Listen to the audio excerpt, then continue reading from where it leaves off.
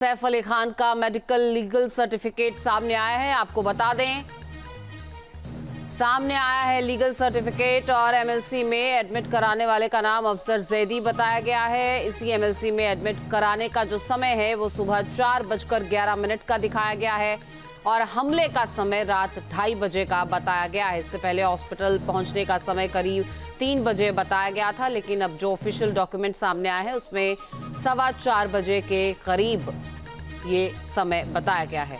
और हमारे सहयोगी विलास हमारे साथ जुड़ चुके हैं। विलास, अब जो है ऑफिशियल डॉक्यूमेंट सामने आ गया है जिसमें पूरी तफ्तीश से हर जानकारी दी गई है और क्या कुछ खुलासे हुए?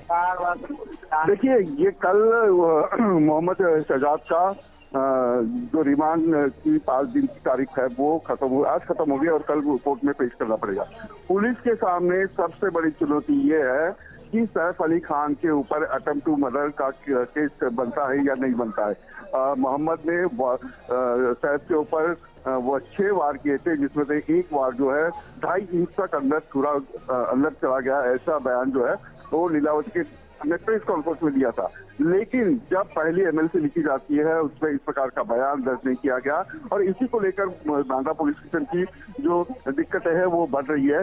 अब खुद करीना सैफ अली की पत्नी करीना कपूर ने लीलावती के डॉक्टर पर नाराजगी जाहिर की है, सूत्र बता रहे हैं। और इस तरीके से अब ये केस जो है वो कोर्ट में कैसे खड़ा रहेगा ये भी देखना पड़ेगा, क्योंकि अगर इंजरी ज्यादा नहीं है, मेडिकल रिपोर्ट बता रही है, हालांकि हम मेडिकल में माहिर नहीं है, जहां तक सूत्रों की जानकारी है कि इस मेडिकल रिपोर्ट में बड़ा जो जख्म होता है वो नहीं है और इसी की वजह से अटेम्प्ट टू मर्डर केस जो है वो नहीं बनता है। लेकिन बांग्लादेशी नागरिक होने का ट्रेसपासर जो बाकी के जो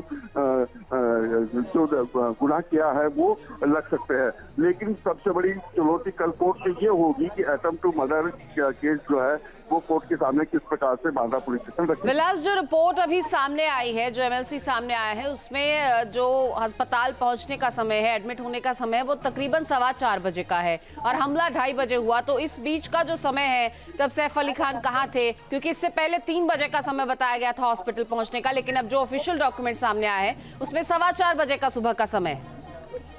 बिल्कुल, तो एमएलसी लिखी गई। देखिए, एक तो जब मीडिया के सामने जिन लोगों ने बताया है या मेड ने जो स्टेटमेंट दिया है कि तैमूर और जहांगीर जो है सैफ अली खान को लेकर चले गए थे, लेकिन एमएलसी में यह लिखा अफसर जैदी का जिक्र किया गया, उसका कॉन्टैक्ट नंबर भी दिया गया। अफसर जैदी जो है पतौड़ी ग्रुप के जो है फैशन डिजाइनर है, सैफ अली के दोस्त है।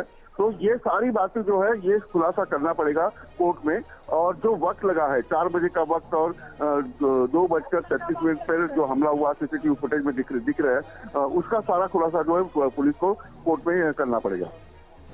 चलिए विलास, बहुत शुक्रिया आपका इस जानकारी के लिए। तो एमएलसी में जो एडमिट करने का समय बताया गया और उसके बाद अब जो समय सामने आया है उसमें अंतर है, लेकिन जो हमारे सहयोगी बता रहे हैं वो यही कि इस अंतर को अब पुलिस को कोर्ट में जो है वो साबित करना होगा।